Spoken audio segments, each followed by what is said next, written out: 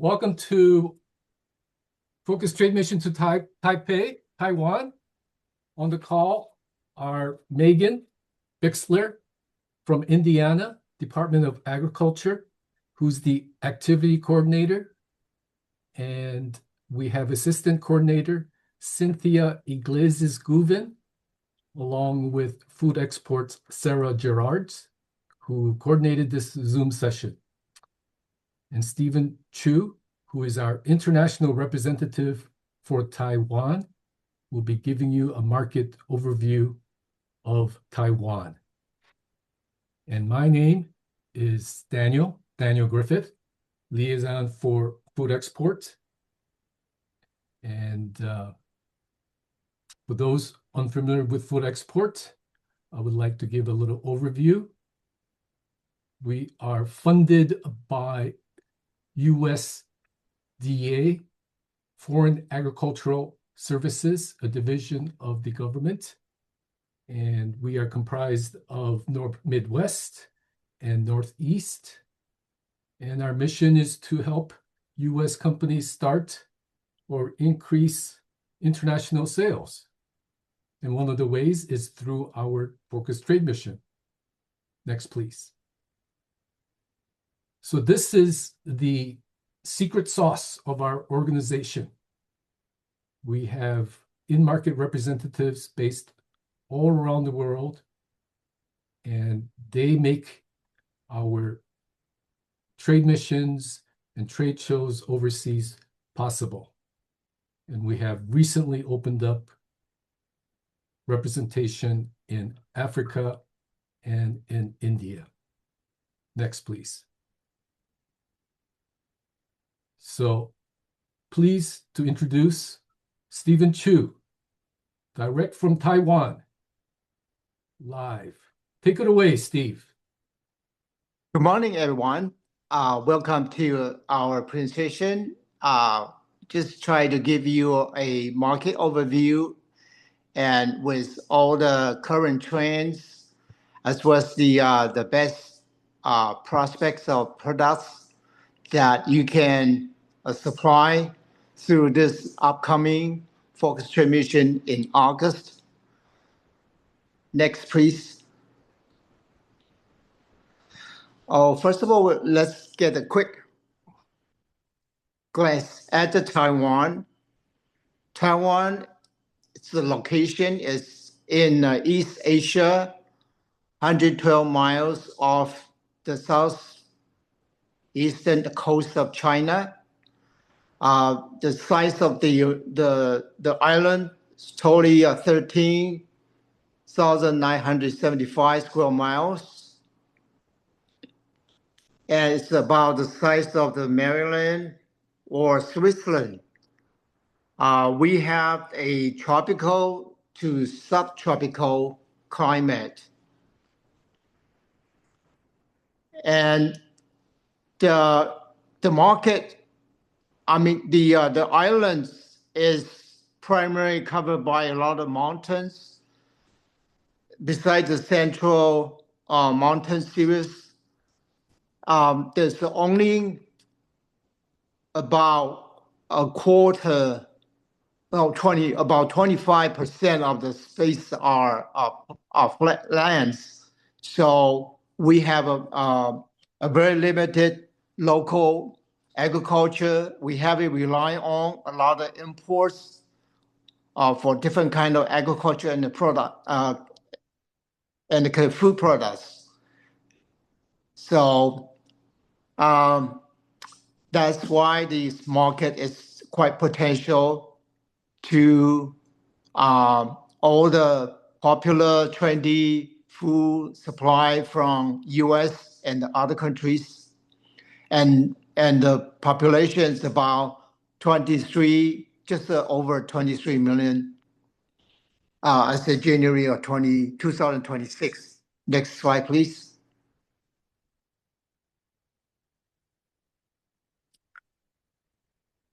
Well, for our upcoming event, we'll focus on 4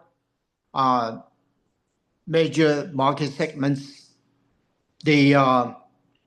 The fast-moving consumer groups, which include the natural, organic, trendy food products in the retail sector, and specialty food and ready-to-use food ingredients for food service, as well as the functional ingredient additives for food processing manufacturers. And another segment that's fast growing is the pet food and treats. Next slide, please.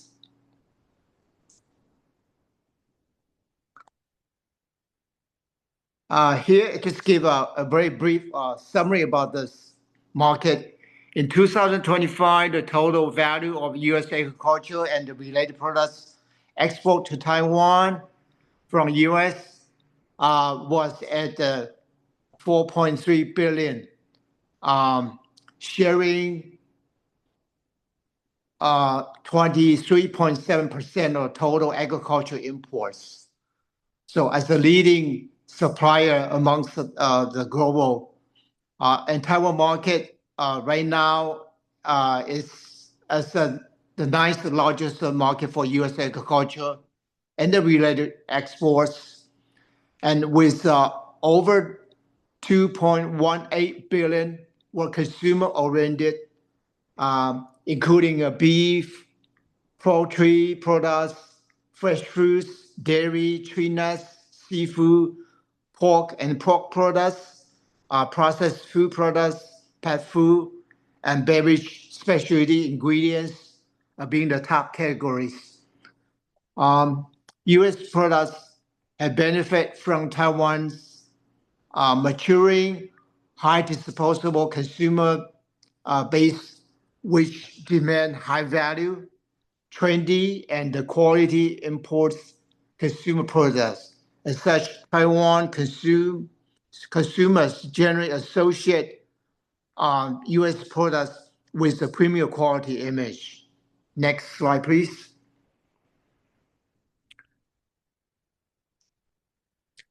Here I listed the top 10 Taiwan food market trends. The Taiwan food market is shaping by demographic change, health awareness, convenience, the culture, and the digital retail. The first trend is health and functional food boom. Health-oriented consumption continues to grow strongly. Functional foods such as probiotics and the nutritional supplements are expanding rapidly. Products target immunity, digestion, and joint health are especially popular. Functional jelly-based health products have shown 20% annual growth. And this trend is driven by aging population, preventive health awareness, post-pandemic lifestyle changes. The second trend is the aging population drives the product innovations. The elderly people are demanding for soft texture food, health supplements, small portion packages. Household structure are also shifting towards the single and elderly households, influencing product sizes and the convenience formats. And the third trend is convenience and the ready-to-eat foods. Busy lifestyles continue to push demand for convenience meals, instant noodles, snack foods. Consumers increasingly replace traditional meals with quick options. Around 20% skip meals, and many eat out frequently. The fourth trend is rapid growth of e-commerce food retail. Food retail is increasingly digital. B2C e-commerce and the social commerce drive food purchases.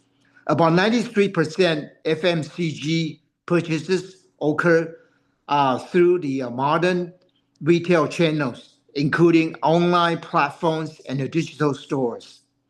Social media marketing, such as the Instagram, Facebook, media influencers has become essential for food brands. The fifth trend is premiumization, quality of life consumption. Taiwan consumers are spending more on high quality food. Per capita spending on snacks, desserts, and health supplements increasing 7 to 12% a year.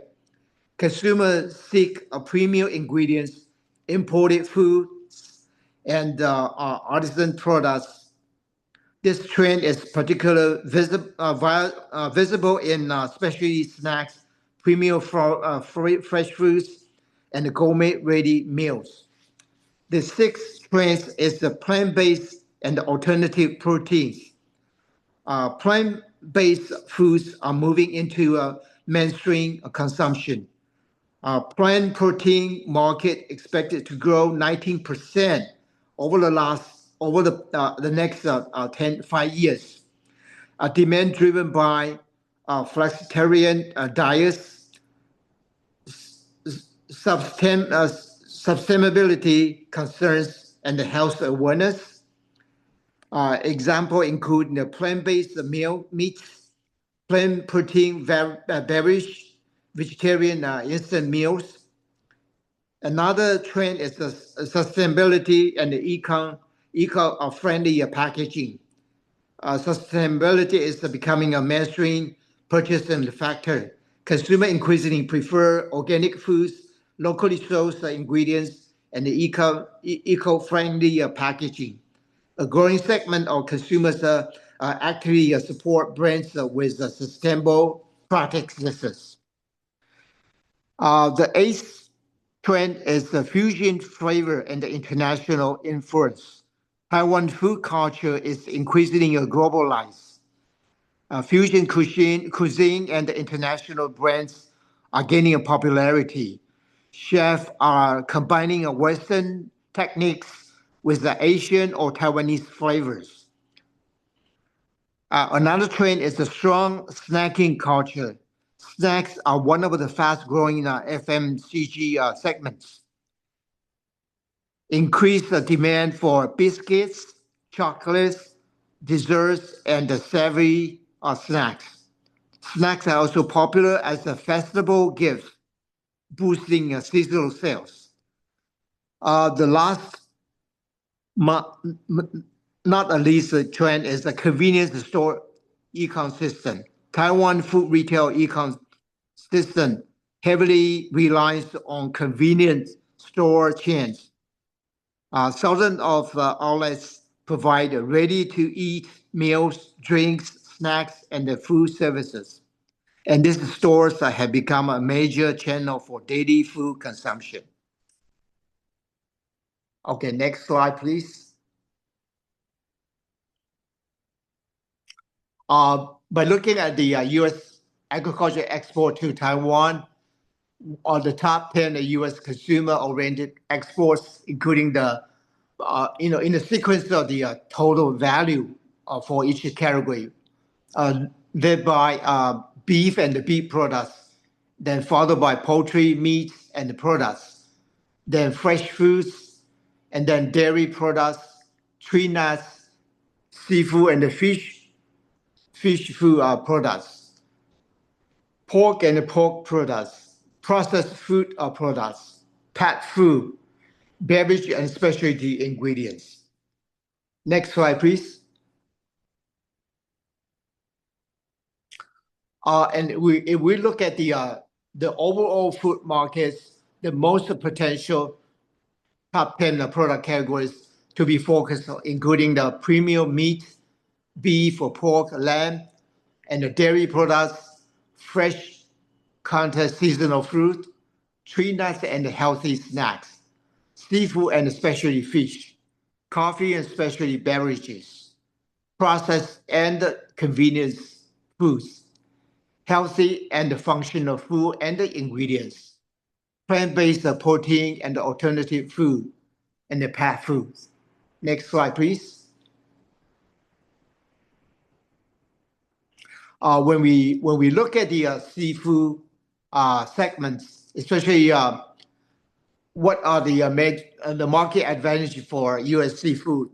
Because this market is high consumer trust in U.S. food safety standards, and also mature cold chain infrastructure, which is good for frozen and chilled seafood, and diverse distribution channels from food service wholesalers to supermarkets and e-commerce platforms. And it's also, we have a sophisticated buyers who understand grading, cuts, and the handling specification of a U.S. seafood. And the strong demand for premium and sustainable seafood. Taiwan also serves as a regional reference market for broader Asian Pacific expansion. And within all terms of the seafood categories, the best prospects, including the U.S. salmons, either wild or farm, Pacific cod and the black cod, U.S. lobster, live and frozen, scallops and crab products, processed and convenience seafood, either for breaded fish, ready to cook portions, or seasoned products. So products with consistent size, strong cold chain control, and the clear origin stories will perform best. Next slide, please. Here just the list of the specific import regulation for U.S. Food products by each major product category for beef and the beef products, pork and the pork products, GMO products, organic products. Here are all the related links to all the regulations. Next slide, please. Then additional in terms of the food safety, sanitation, the general implementation, the enforcement rules for the Act of Governing Food Safety. So here also additional regulation that through those links. Next slide, please. Additional regulation in terms of the food and the beverage labeling requirements regulated by Taiwan Food FDA. And also additional food and agriculture import regulations and standards with the linkage here. Okay, next slide.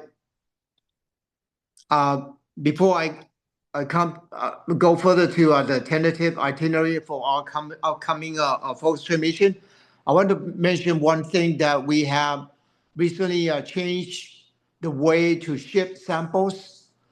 So that might be an interesting topic for you to understand.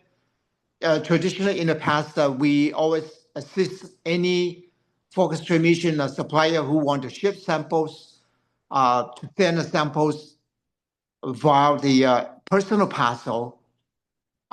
We can use all our employees as as a receiver, as long as each sample shipment is within a 5.9 kilo weight. We will be able to exempt from the custom inspection and Taiwan FDA tasting. But unfortunately, starting this year, that way is no longer open to foreigners, to foreign company. So any sample that need to be shipped just have to be clear through the regular custom inspections and the possible Taiwan FDA inspection as well. Now the last slide, I will show you the tentative itinerary that we have planned for the upcoming event.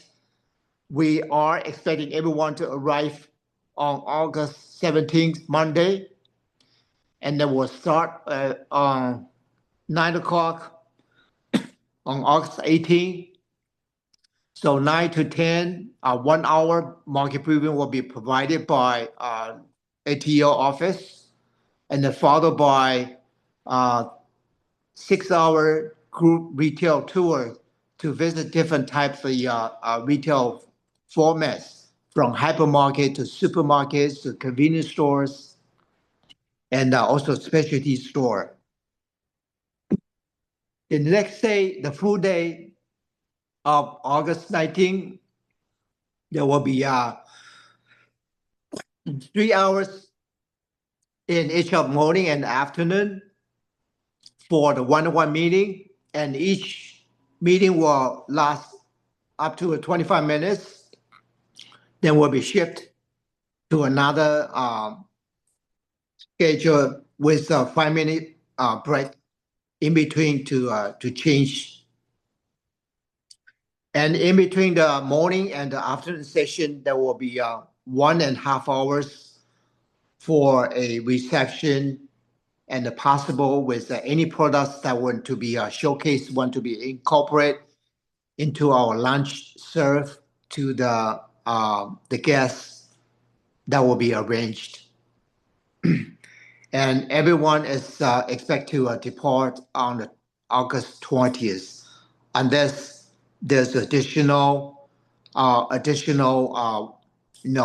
market visit or trade interaction with the potential buyers that will be open to any suppliers who wish to extend their stay. So that's about the itinerary that we have arranged so far for the upcoming trade mission.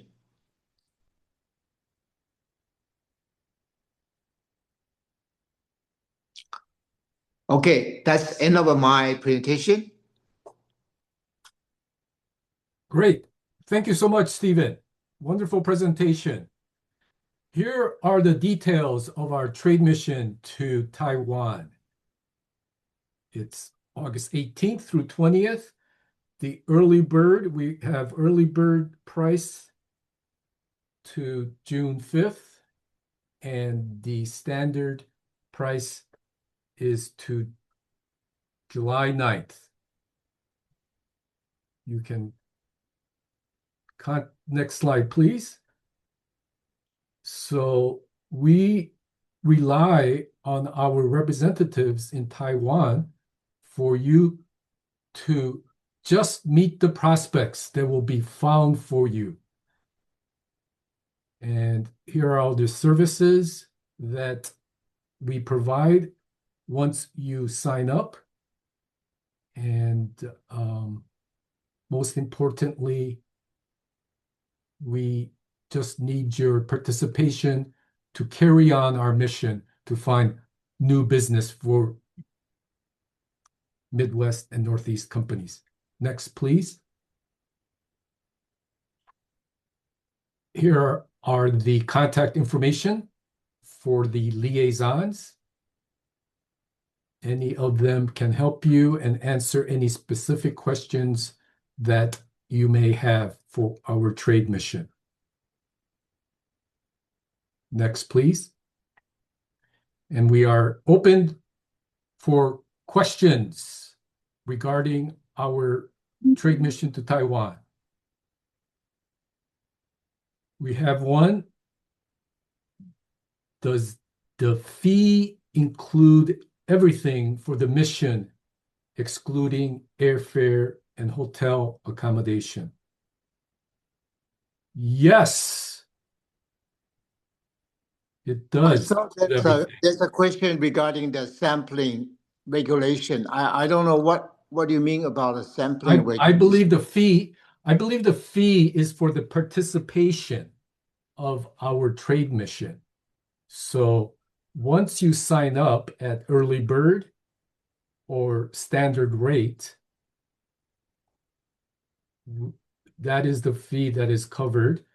And as an incentive for U.S. companies, provided the products are indeed eligible, we can help reimburse 50% of the airfare and hotel for up to 2 people.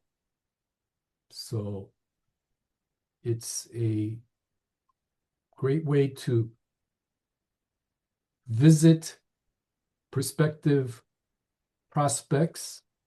And when you visit a company in Taiwan, you get immediate credibility. So it's a wonderful opportunity. Stephen, of course, the cost of regulations and all that has to be determined later.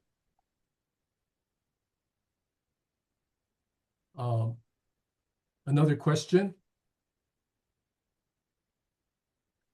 Is there companies looking for condiments, barbecue sauce, or salad dressing?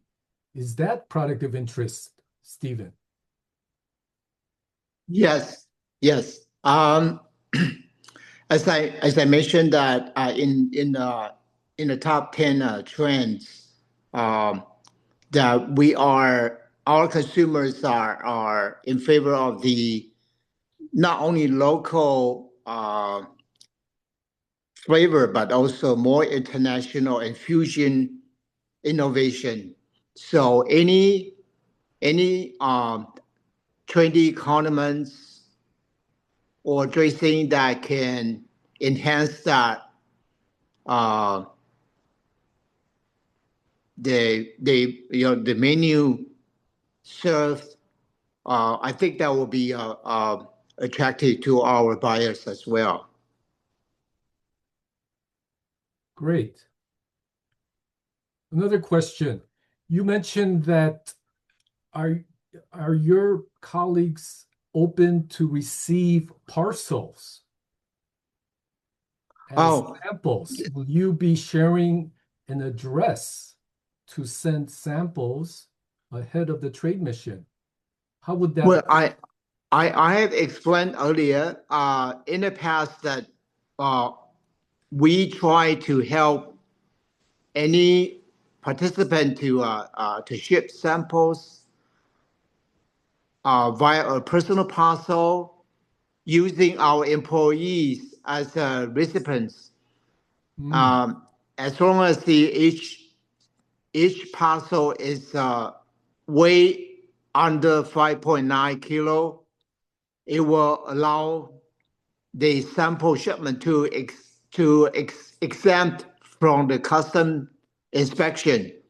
But starting this year, they no longer allow that way to foreigners. So that means it's not going to work for any of our participants who are actually a U.S. company. They can no longer enjoy that exemption from the custom inspection, sending samples under 5.9 kilo weight. So any sample shipment has to go through the regular custom clearance. Okay, thank you, Stephen. But there's a way, although I don't promise that it's a risk free if the sample are just allow for our country that you can hand carry to avoid from the regular and time consuming custom clearance. Oh, okay.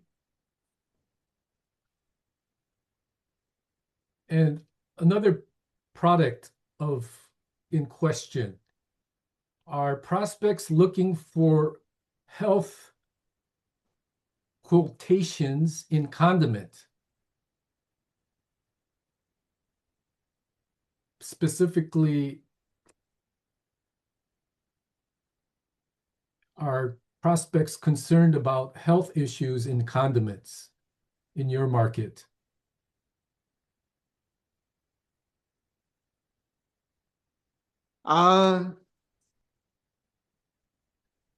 I'm not quite understand the this question in terms of the Oh, it's health quotation in condiment. the Uh, the question, oh, further clarification came in, was for health issues when it comes to barbecue sauce and salad dressing. uh-huh.